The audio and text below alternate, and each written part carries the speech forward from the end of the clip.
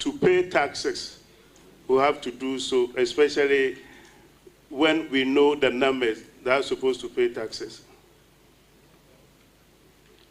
Thank you. I'm satisfied. I wish you well. Thank you, Honorable Chairman. Any further question? Then I give the floor to the Vice.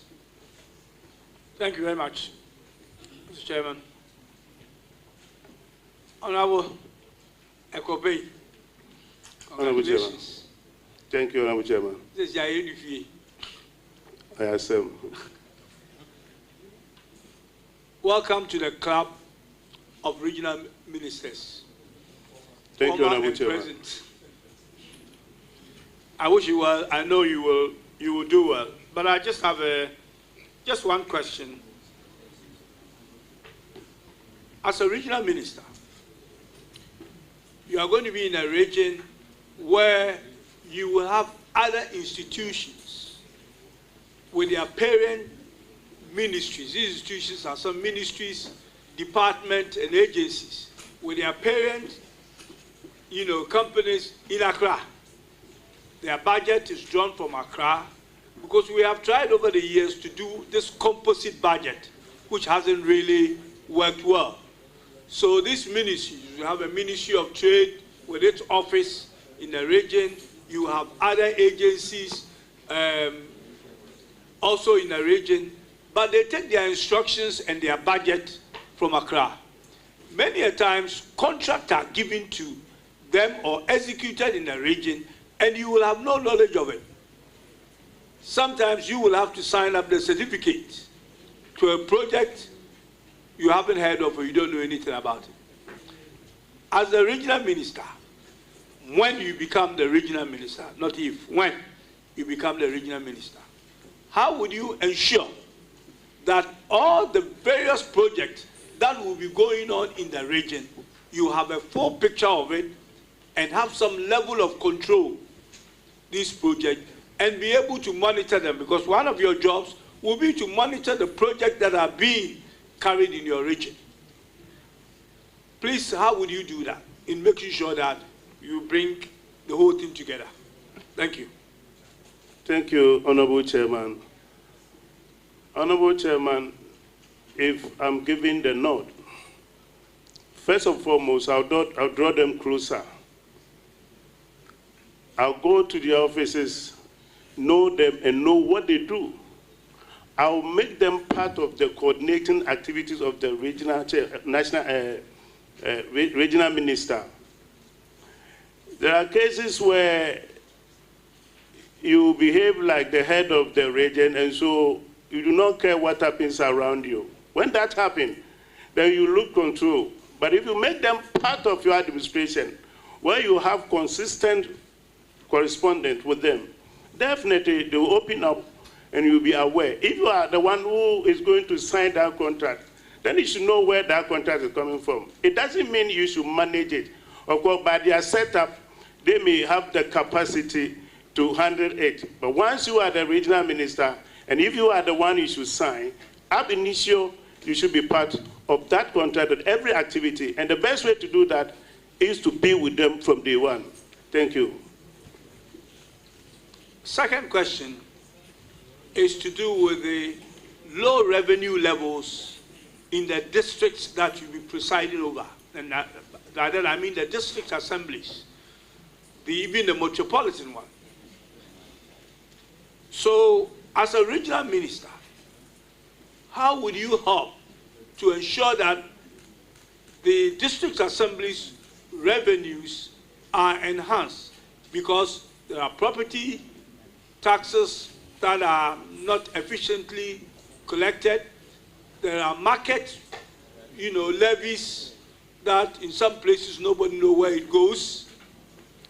How would you ensure that about 20 districts or so, if you put them all together in your region, enhance the tax revenue, which will give you the IGFs to be able to do some of the things you want to do in the region? You know the region is a very poor region and needs money to be able to do things. What comes from here? Central region is beautiful but poor. how would you ensure that apart from the central government monies that you have that basically goes into, goods and services, I'm talking about the common fund, that the IGFs that you get are sufficient enough to develop your various districts? Thank you. Thank you, Honorable Chairman. Honorable Chairman, you said that the central region is very poor. It may be poor, but not very poor. In fact, I'm not comfortable when I hear central region is poor. Maybe it's because you're unable to collect the taxes as you just said. But what I would do first and foremost is to educate the MMDAs. For now, many of them may be new entrants and that they will feel comfortable in their seat.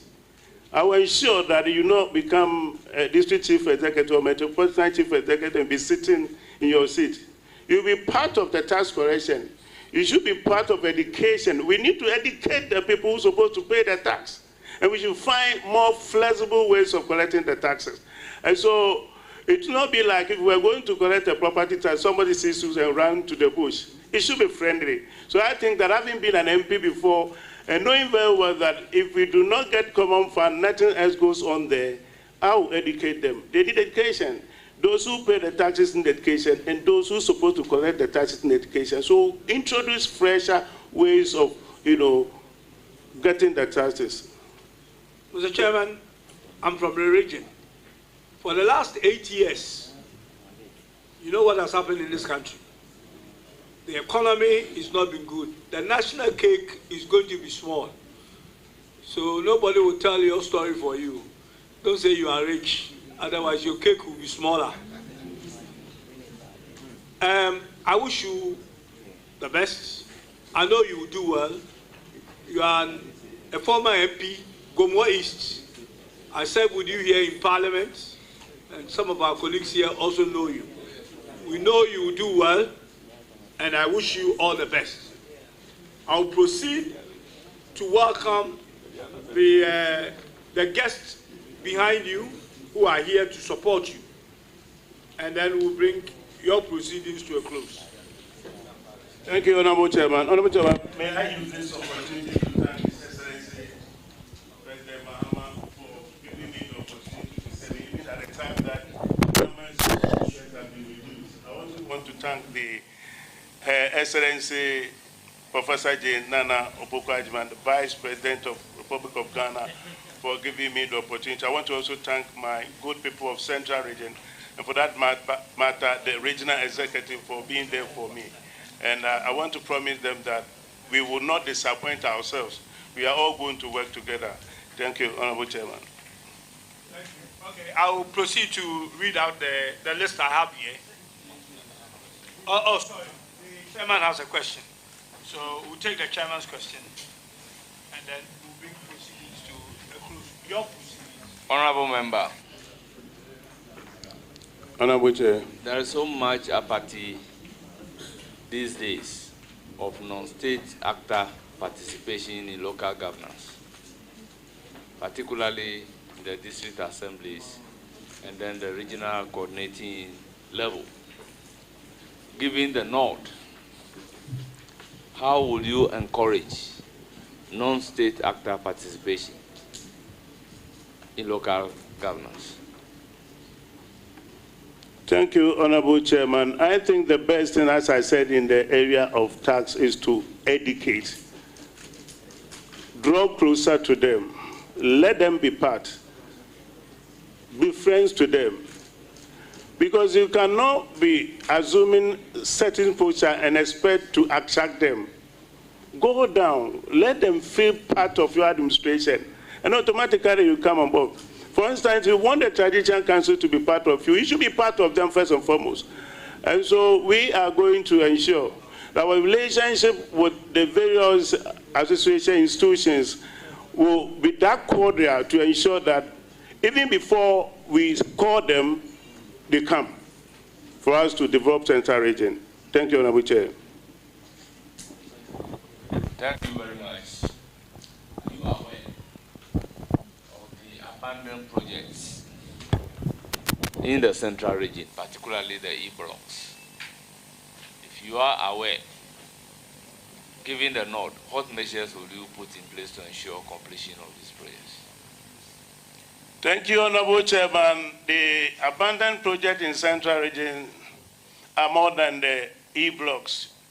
We have a huge Commander sugar factory also abandoned, and that we are going to tackle all of them with light speed. First and foremost, by having an audit of uncompleted projects, bring them to the table, restructure, and see how best we can fine-tune them to suit the risk-setting agenda of His Excellency President John Mahama. Honorable Minister Designate, what do you want the people of the central region to remember you for after your tenure of office as a minister responsible for the region? Honorable Chair, thank you for this important question. Honorable Chair, I will want them to remember me for laying down a foundation in central region that will encourage the youth to be part of job creation and get more jobs for themselves, and so also open up the tourism sector in the central region. I'm saying this because the tourist attraction in central region is not indigene friendly, in the sense that even Ghanaians are unable to go to central region for tourist activities because hotels and other facilities are very expensive. And so if anybody wanted to go to central region for tourist activity, what they do is that they crash it. So the bus will leave in Accra and return 6 in the evening, meaning that they will have to go to several places at the same time. If the hotel facilities were cheap, at least they would have had 3 days to have a meaningful tourism, encounter. And so I think that Ekwope in Ochi will be remembered for having laid a good foundation for the youth in terms of agriculture, in terms of tourism and fishing. And that would open up the region for its economic activity. So central region will not be said to be a poor region again. Thank you very much, Honorable Ekwope. Congratulations. Thank you.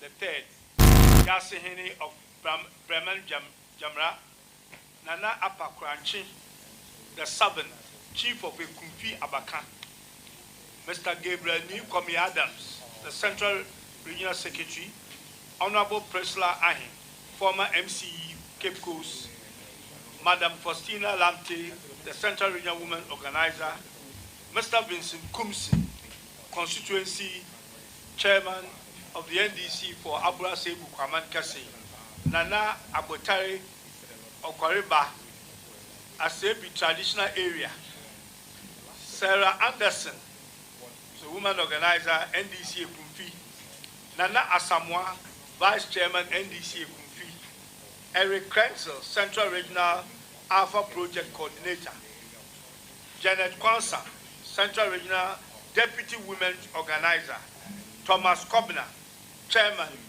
Asin South, NDC, and Justina Kwansa, Deputy Communications Officer, Asin South, for the NDC. Thank you very much for coming to support our regional minister. Ekwo, wish you all the best. You are discharged. Thank you, Honorable Chair. The regional minister designate has been discharged, and so these are funds from people that came to support him. Do you want to share a word with me, madam? Madam, do you want to share a word? Okay. So we just want to speak to some persons that came to support the minister designate. He came to support him, right? Yes. Were you impressed with his submissions? Oh yes, very, very impressed. You know, you see, one role he didn't add is that he's also the current sitting vice regional vice chairman for the NDC. Now, this is a grassroots person. This is somebody who really knows the region. He knows it all. He's been a grassroots, been an organizer at the constituency level. One bucket of Flamingo paint is equal to several buckets of any other paint brand on the market. Flamingo paint, superior durability, superior hiding, superior coverage. Flamingo paint, simply superior. You know, one bucket of Flamingo paint is equal to several buckets of any other paint brand on the market. Flamingo paint, superior durability, superior hiding, superior coverage. Flamingo paint, simply Step up with DSTV and we'll show up by giving you more incredible entertainment. Going to have a little fun. Upgrade your subscription between the 13th of January and the 31st of March and get an even higher package for a whole month on us. Buckle up, here we go. There's nothing better than putting a little bit in but getting a lot out. Time to boost some office morale. Incredible! When you want to build a future, you gotta know what you want. Step up and we'll show up on your home of entertainment, DSTV.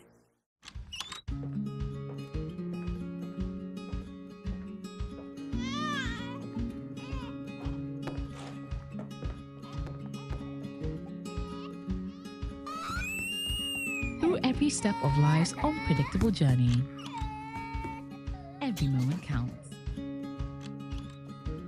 That's why you need a partner you can always trust for solutions, so you can be rest assured.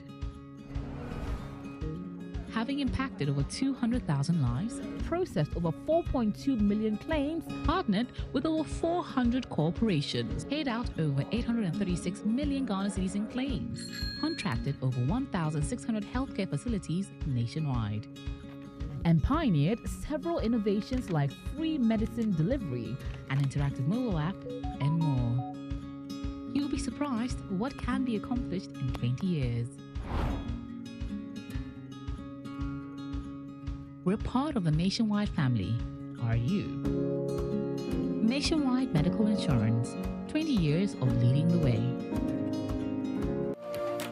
We have recorded tremendous success in ensuring that the vision of our founding fathers does indeed become a reality. We welcome you to the next Africa Prosperity Dialogues and the Africa Prosperity Champions Awards, which take place in Accra, Ghana from the 30th of January to the 1st of February 2025. I will work to foster the partnerships that transcends our borders, and I'll work collectively with you towards regional stability, economic growth, and mutual respect. We see our role in enabling Africans to have a better future. We indeed have what it takes. There is no dream which is too big or impossible. On occasions like these, we give ourselves an excellent opportunity to show. To register, visit africaprosperitynetwork.com. Africa Prosperity Dialogues 2025, delivering Africa's single markets through infrastructure. Invest, connect, integrate.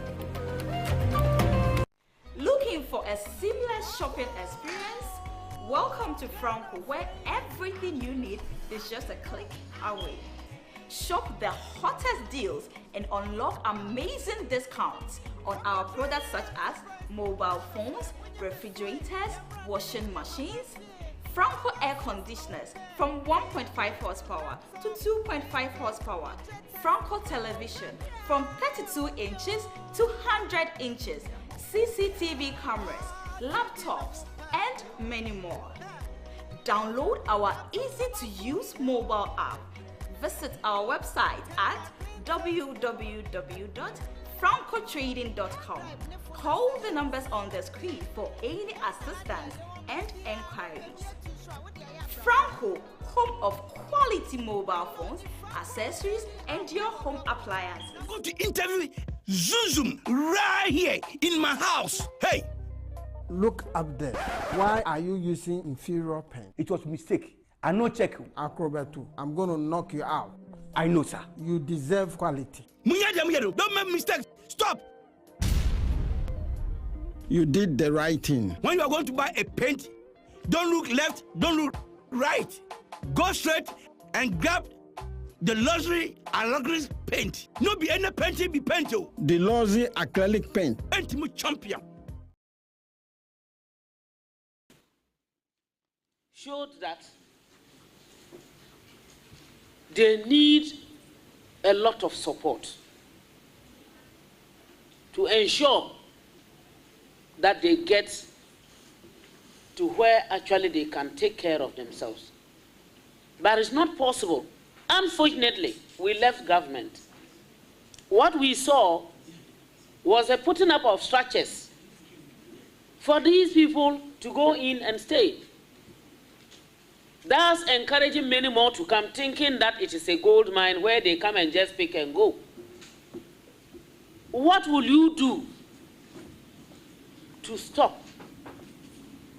If not completely, at least reduce it seriously. Because I know there are a lot of intellectuals coming from the Upper West to ensure that this menace is reduced. What will you do? Mr. Chairman, as rightly put, we the Upper Westerners belong to one of the poorest in the country. And the first and most important thing is to do youth empowerment. That is to encourage the youth and empower them to know that within the Upper West region you can succeed. You don't need to come all the way to Greater Accra and come and belittle yourself, because especially that we from the Upper West, we are very proud of ourselves. So one of the things that I'll do is to assist in the creation of jobs. Luckily for us, the NDC manifesto talks about a couple of things that we could, in the interim, use, like the coding system, issues around the apprenticeship system, as well as the farmer service centers. Because we are generally agrarian, we need to encourage our youth. That is always not about coming to the south that can enable you earn a livelihood, but you can be home and equally earn a livelihood. So the most important thing we must do first is to give opportunities to our youth by way of creating the opportunities for them to work. And secondly, we ought to also educate our people about how some of the traditional things we do and our cultural practices are hindering the growth and development of women. Fortunately, the affirmative bill has been passed, and we endeavor that Upper West should be one of the regions that will encourage women participating in education and other fields. Thank you, Mr. Chairman. Thank you, Chairman. My second question has to do with Upper West being one of the educational hubs in this country. And that is where we find UDS. It's a very big institution with so many students around. But there is a very big problem. Lack of accommodation is one of the issues. Lack of support for the students to enable them at least take care of themselves, because most of those who are there, excuse me, they come from neighboring regions, and we know how our regions are.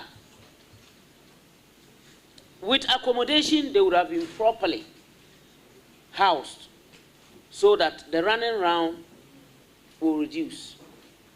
To look for accommodation, that will reduce.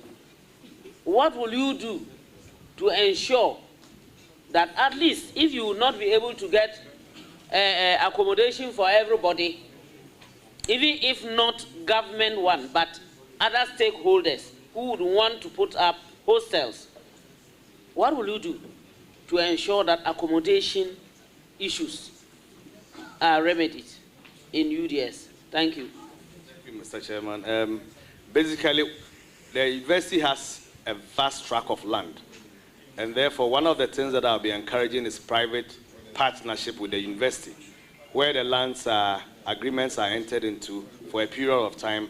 The investor builds up the hostels, and the university run the hostels for a period of time. Thereafter, it reverts to the university. So basically, with accommodation, we have to look for investors, partner them, allocate university lands to them. They build up the places, they run it for a period of time, recoup whatever investments they put in, and thereafter the hostels become property of the university. Thank you. Thank you very much. I appreciate all your responses. I wish you the best, and I will continue to follow to see what actually is going on there, because it's a place of interest. Thank you. Thank you, Mr. Chairman. Thank you, Aja. Honorable Shak, you are on the floor now. Thank you, Chairman. Chelsea, Council, congratulations. Thank you, my brother. You know, I'm an associate member of your region. And so I have a great interest in the Upper West region. You've been regional secretary for some time now. You're familiar with the region very well.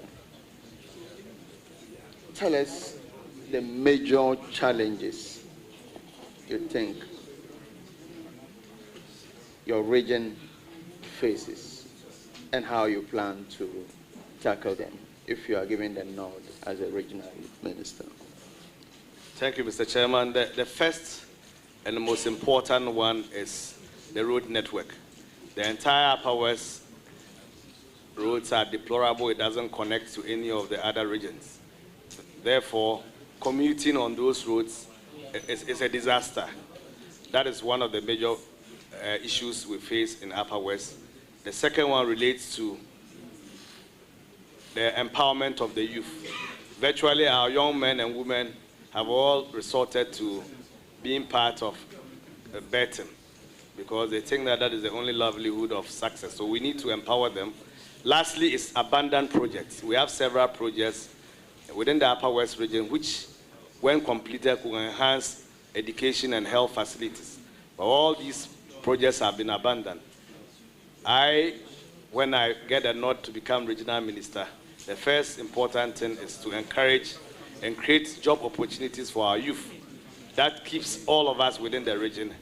Then regarding roads, we'll do periodic road maintenance, rehabilitation of our roads, whilst we continue to plead with central government to be able to do the major roads for us, whilst the internal ones will use the limited available means, possibly using the drip machines from the various MMDCs to rehabilitate the roads to make them more travel. Then the ones that we are capable of completing, especially the abandoned projects, we have to take a review of them, look at them and see whether they are feasible or we need external support or we need to solicit for grants from other people, not necessarily waiting for central government to allocate or award those projects to contractors. I believe that in pursuing either NGOs, pursuing either international bodies, we are capable of raising some funding for these abandoned projects. Thank you. Thank you.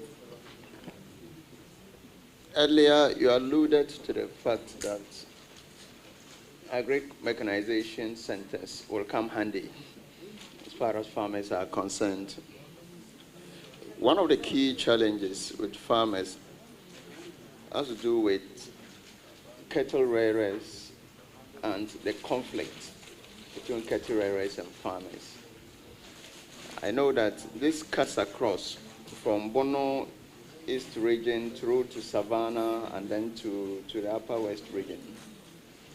Would you consider collaborating with your other regional ministers from these two regions to, as it were, manage, because cattle rearers are part of the system, and so manage and see how you can resolve various conflicts that invariably affect farmers. Thank you.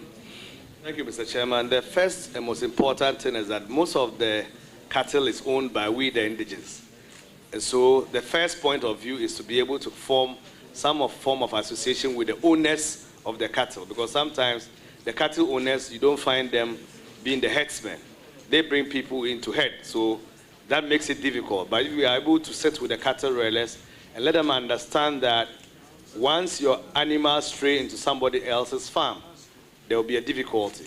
So we must start from there. Then thereafter, you can do the various regional collaborations, where we will have to put in place some committees or teams to be able to fashion out the best way to resolve cattle entering people's farms and destroying them after they have put in all their life investment.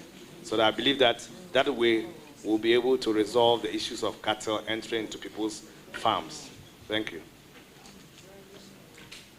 Mr. Chairman, I cannot end this voting without talking about our women folk in your region. They hold the power to our households, and we think that the Women Development Bank concept or policy should come handy. Tell us how you intend to make use of this policy to benefit our women and to increase their income levels. Thank you. If you take the Upper West region, we have 51.2% being women and the 48% being men. And most of our households are more or less managed by our mothers and our sisters and our wives. And therefore, up north, generally, we have a certain culture where we know that the woman has to make sure that there's a meal on the table for the man. Once the Women's World Bank comes, in the initial stages, what I intend to do or propose will be that such money should be given to groups, not individuals, where each of them serves as a collateral on the other. So when it's a group of women, let's say 20, and you give them an amount of, let's say 100,000, they share it equally, and each of them serve as a collateral for the other. So they encourage each other to all work and then make sure that they return the money. It's better that way for starters when the bank come in, rather than to give chunks of money to individuals, and when they fail, it becomes very difficult to retrieve such monies. So my first proposal would be that they should come in the form of group loans to the groups who are recognized and identifiable within our communities. So that is what I'll propose, and I think that will help a lot, both in sustaining the income that comes into the bank, as well as increasing the number of women that we can support with the Women's World Bank. Thank you. Chairman, let me conclude by, I note that very senior comrades accompanied you to this place, including our venerable senior Kumbo, Dr. Kumbo. I mean, the venerable chairman, regional chairman is the Chairman Bonnie, and the rest of that. I mean, we don't expect that you disappoint them as a regional minister. Please prove that young people can take this region to a higher level, and we expect you to take the Upper West region to a different level altogether. I wish you all the best. Thank you. As I said, I will do my best, and I believe that with the support of the senior comrades you've asked, the reason why they are all here is that they know that I'm a person that likes to consult. And I like to consult, I like to take decisions based on dialogue, that we come to consensus and take decisions. That's why you have all the senior members of the party here. Some would have been here too, but it is unfortunate that there was a mix-up, but we are grateful to be here, to be vetted. And I believe that once you give me the nod, maybe one day you ask me to come to your region and help. Thank you. Honorable Richard, you are on the floor now. Thank you, Honorable Chair. I want to congratulate the nominee on his nomination by His Excellency John Dramani Mahama. At the just ended polls, you won all 11 constituencies for the NDC, and I believe it took the cooperation and support of all party members in the region. And I believe they are counting on you to bring them together and then to support them. As the regional minister, you are going to be father of the region. How are you going to ensure that you do not leave anybody behind from both sides to ensure that we retain the 11 seats and even with more or higher votes? And also, what are some of the potentials in the region that can bring about job creation? Thank you. The first one is that when I became regional secretary, the Upper West had 6 seats. out of 11. In my first term, we moved from 6 to 8 as the party administrator. Then subsequently, we went to 11 over 11. What I did as administrator of the party was to relocate to the Upper West region. Most people know that I had a very vibrant practice in the Greater Accra region. So I went back home to the Upper West region because we had come to the conclusion that if we don't get involved and we all decide to live in the city, or for that matter, Greater Accra, we'll go back home and there'll be nothing. So once I went back with the help of the elders, the party faithfuls, we've always dialogued. Even when we go through elections and there are disagreements, we dialogue. Dialogue is always the ultimate. And for me, all persons that encounter me knows I'm a peace-loving person, and I don't easily get annoyed. So that was the posture, and I believe that will be the same posture I'll use. With my experience at the bar, I'm 21 years as a lawyer. I'm going to be there 22 years in September. So we have always managed human beings as lawyers.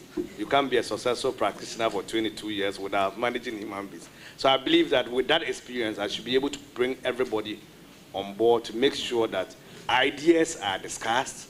I shouldn't be seen as the lead person.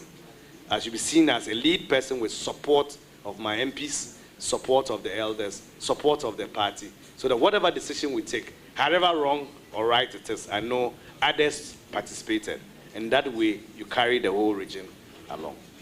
The second question was about how to create job opportunities. Because we predominantly do agriculture, that is where I believe that we must invest in.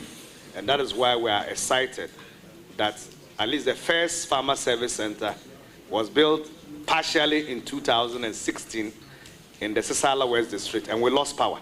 So the structure is there. So I believe that that should be the first farmer service center that His Excellency John Dramani Mahama ought to build. And then from there, we can create the jobs. And it has a trickle effect. Once there's farms, other things will come into play. Thank you, Mr. Chairman. Thank you, Chairman. I wish to congratulate you and wish you God's blessings as the regional minister for the Upper West region. Thank you. Thank you, Mr. Chairman.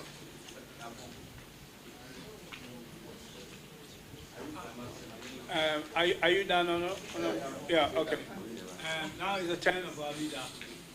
Leader, you have the floor. Lawyer, congratulations. Your endurance up there and your determination has brought you this far. Congratulations. The road between Upper West and Upper East is very bad. There's there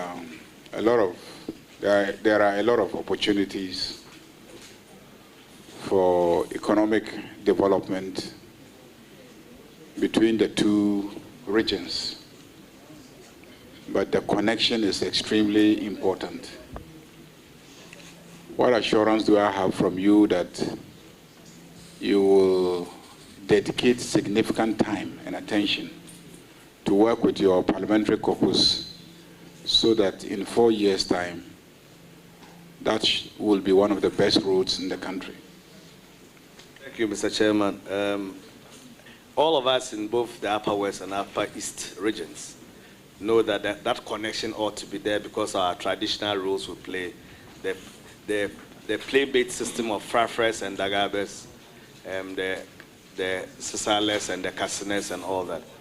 I think that it should then be a collaborative effort between our region Upper West and your region Upper East, so that we can have a stronger force beyond our 11 MPs. We add the 15 of you from Upper East, making it 26. That would be a louder voice if we were to come together as a group to ensure that we all put some form of pressure, I don't want to lobbying, before the minister in charge of roads to be able to know that 26 MPs are crying that you need to connect the Upper West to the Upper East.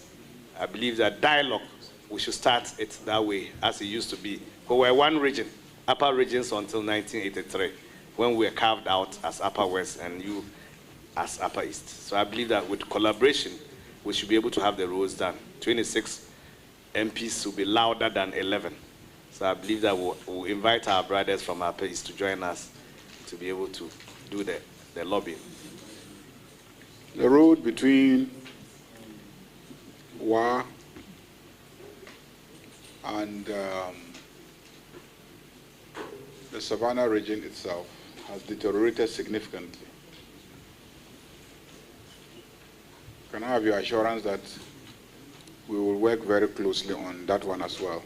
Yeah, yes, that is so. And I believe I cited some form of a letter that part had been awarded. It was before the elections, and I do not know the state at which that letter or the effect of it after we took power.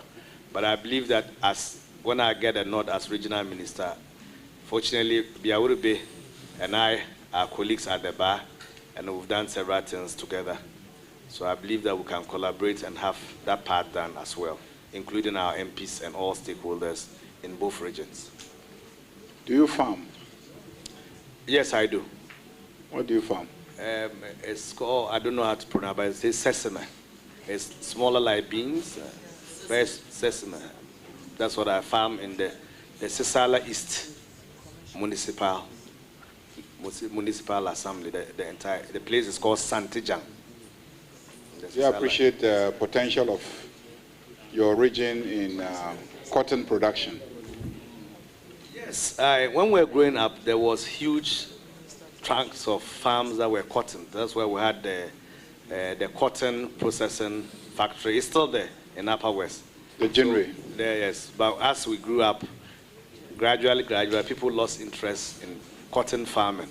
So maybe we may need to look at it again and find out the reasons why cotton farming was abandoned. Most people now do maize and soya, maybe with the intention to have it exported. And there's a small factory in the Sisala East which does a million of maize. So I believe that maybe that is the reason why people want ready market. So that is why people have shifted to maize and soya farming. But I believe that once cotton had done well before in Upper West, it can be an opportunity to relook at it, to revisit it. And if it is feasible still, it is something that we can pursue. Why do you think it's not feasible at this stage? The reason is that the last time I heard of cotton farming in the Upper West region is over 20 years ago. So that is why I said we need to find out the reasons why factories that were involved in it, tractors that were being used and all that are being packed. What are the reasons? Maybe it's not viable. Maybe it is, or maybe new forms of farming. The cotton has come and then the persons involved do not meet the criteria. So we need to still look at it and be sure that once we are going back into the cotton farm, we do it and do it well. That is the reason why I said we may have to check and see whether it's viable. A little over 16 years ago, not 16 actually, 6 plus 8 plus 4 will give you 12. A little over 13 years ago, I was personally involved in a major campaign in your region to revive cotton production in your region. And within a year or two of campaigning and investing in the cotton subsector, we were able to bring back the Jinri in Tumu to start working.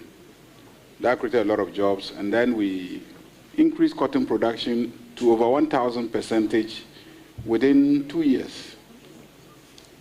Do I have your commitment to revisit the project to develop cotton and engage in value addition as one of the key subsectors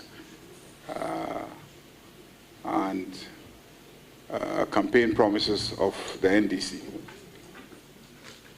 Yes, Senior, you have my word, and that I'll look into it as I indicated. For me, I think those are the things that will immediately create jobs for the youth and to prevent our sisters and brothers from coming down south thinking that there are greener pastures here, only to come and go through inhumane treatment and to live in deplorable places. So any opportunity that must, any activity that must give me the opportunity to get the youth employed, I will definitely pursue it. And I promise to speak to you sooner when I go back to the Upper West region if I get a nod as the regional minister. Thank you. Thank you very much. Thank you, Leader. Mr. Nominee, thank you very much. I wish you all the best. And at this stage, I would say you've actually been discharged. And you hear from the have come to support you.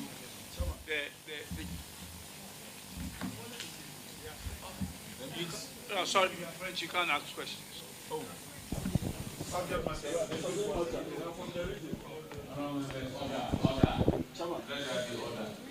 Please. We are sorry. We don't recognize Prince. Oh, I don't congratulate my regional minister. Please. All right, sorry about that. Thank you. The list I have here, I'll start with Professor Benjamin Kumbo.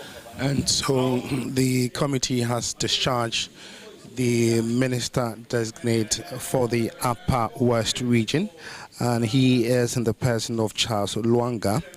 And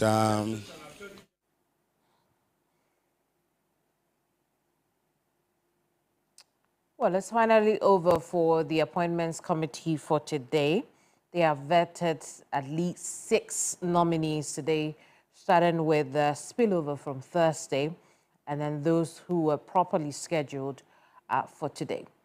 The last person we just heard from is the Upper West Regional Minister Designate Pozing Charles Luanga. He's just spoken about issues to do with his region and covering poverty and development as well. But let's turn attention to our focus tonight, because Speaker Bagbin says he is appalled by the conduct of MPs that led to the early adjournment of voting on Thursday. In a speech, he chastised the MPs for taking undue advantage of their parliamentary privileges, promising decisive action will be taken according to the book. Tonight, the Speaker's actions include the suspension of 4 MPs, including the whips of both the majority and minority caucuses. Let's take a listen to Speaker Kingsford Sumana Bagbin. The following emergency measures are to be taken with dispatch. 1. The circumstances of the absence of a Privileges and Immunity Committee. In that circumstance, a 7-member special committee shall be constituted under Orders 5 and 20, Rule 4, to conduct a full-scale investigation into the events of yesterday and this morning. The committee shall identify all members involved in the disorder and submit its report with findings and recommendations within 10 days from today. Any member found culpable shall face the appropriate disciplinary actions as prescribed by the Constitution 1992, the Parliament Act of 1965, and the Standing Orders of Parliament.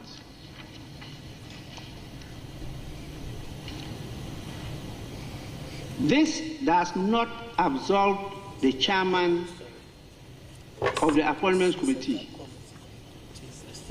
from performing his duty under Order 268, Rule 3. Pursuant of Section 10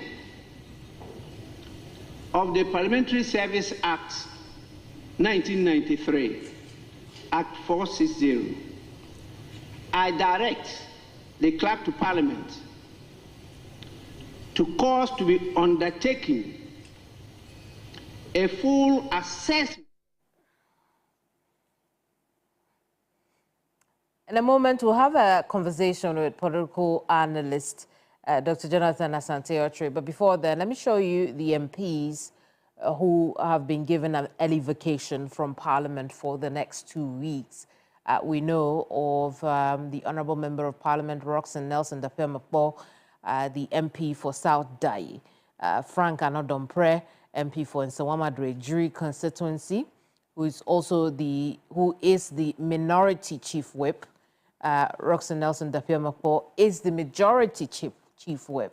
And then Hassan Suleimana Tampole Gushegu MP and Jerry Ahmed Shaib, who's second deputy minority whip. Let's have that quick chat with political analyst Dr. Jonathan Asante-Otre. Doc, I appreciate you staying awake for us, but quickly let's get into it. We've seen what has happened since last night up until today, the actions the Speaker has taken, the apologies from the Appointments Committee, and then the turnaround to boycott the rest of the vetting process today by the minority. What readings have you been making into this? Well, let me say good evening to your viewers and to your good self, Kamini. The point is that we need to appreciate the fact that there was the need for the Speaker. For some of us, we called on him to act. And this action that is taken is not supposed to be restricted to this particular incident. I think that if by now he's not set up or he's not had an idea of setting up another committee to investigate that which happened or transpired on the 8th or 7th to 8th of January 2021, if that has not happened, then I think that there is something missing along the line.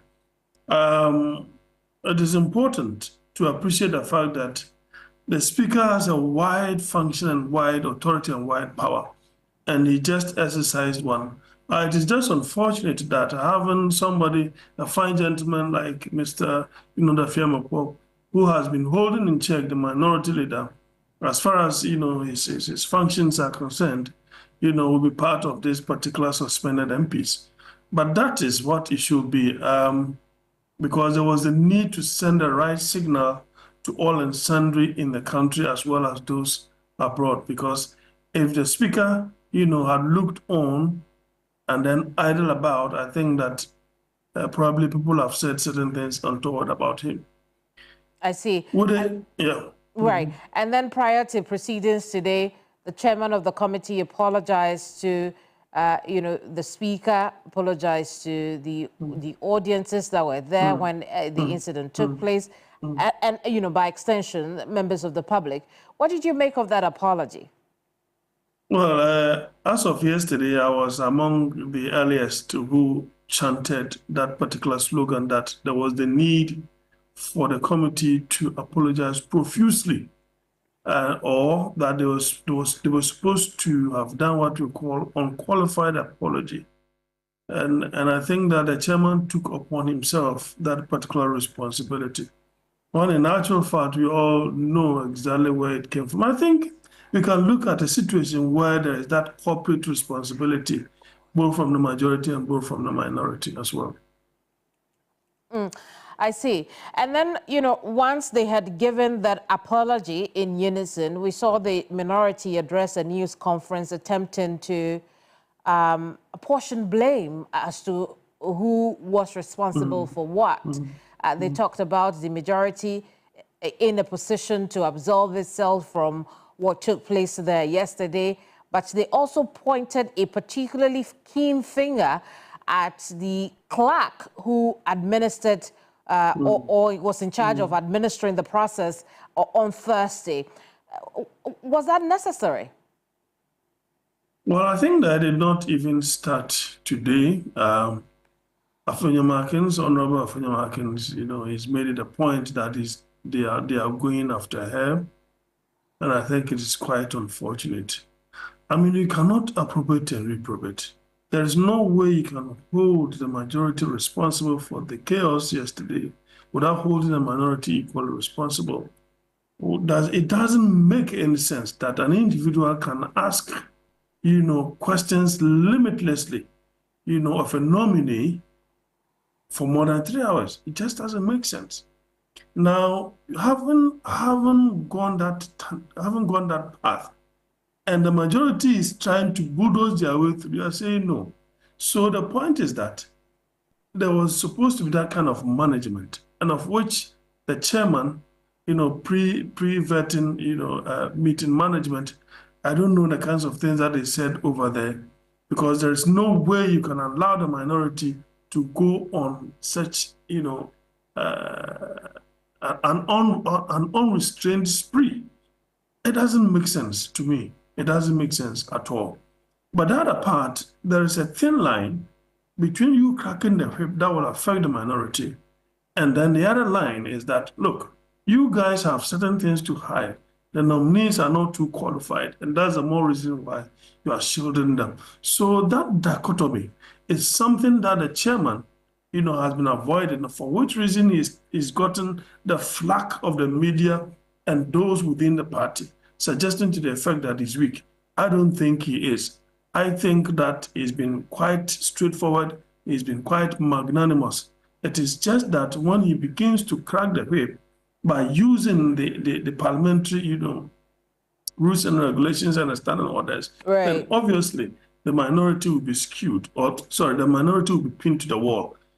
And it is quite strange, and I think that's the latter part of the interview, quite strange that the minority will hear that the speaker himself has asked the select committee, as it were, to reconstitute this particular, committee, the vetting committee, without the majority leader who could easily walk to the speaker and ask, is this what you mean? Do you mean this or that?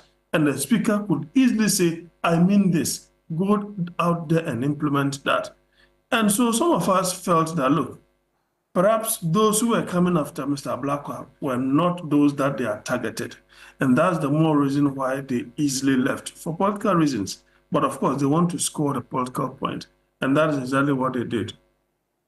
Indeed, Doc, I appreciate you talking to us. We are out of time, but thank you so much for staying awake to speak to us on the subject matter. More on this conversation tomorrow at 7 a.m. Alfredo Kanse will be here with his panelists for key points. On Sunday at 2 p.m., I'll be here with hot issues on the same subject matter, as well as we delve deeper one-on-one with leadership of Parliament. But listen, I want to take you through those measures the Speaker has taken so far. Remember, I told you that outside of the suspension of the 4 MPs, he's also taken a string of measures. He's given a string of orders, as far as the subject is concerned. Let's take a look at it real quick. A 7-member committee will investigate and submit findings within 10 days. Clerk to Parliament to assess damages, and MPs responsible will bear all costs. Clerk to Parliament directed to file a complaint with the Ghana Police Service. Remember, that's where the Speaker says you cannot take undue advantage of your parliamentary privileges. He also has orders that the Committee of Selection to restructure the committee and revise rules for nominee assessments. This particular point in that order, or the string of orders, was a reason for the debate over whether or not the Speaker had asked for a reconstitution of the Appointments Committee to replace those who had been suspended from Parliament. And as you well know, 4 of them in total have an early vacation, 2 weeks, due to their roles in the altercation that took place. Anyway, remember, I'm telling you, and I'll say again, that 2 p.m. Sunday, hot issues will come your way with a great conversation on this. We'll interrogate the matter real deep, one-on-one, 60 minutes here on TV3. But 7 a.m. tomorrow, Alfredo Kanse will be back on television with key points. I'm Kemini Amano. Have a great weekend. Bye-bye. Ghana Tonight is brought to you by Flamingo Paint. Superior durability, superior hiding, superior coverage, simply superior.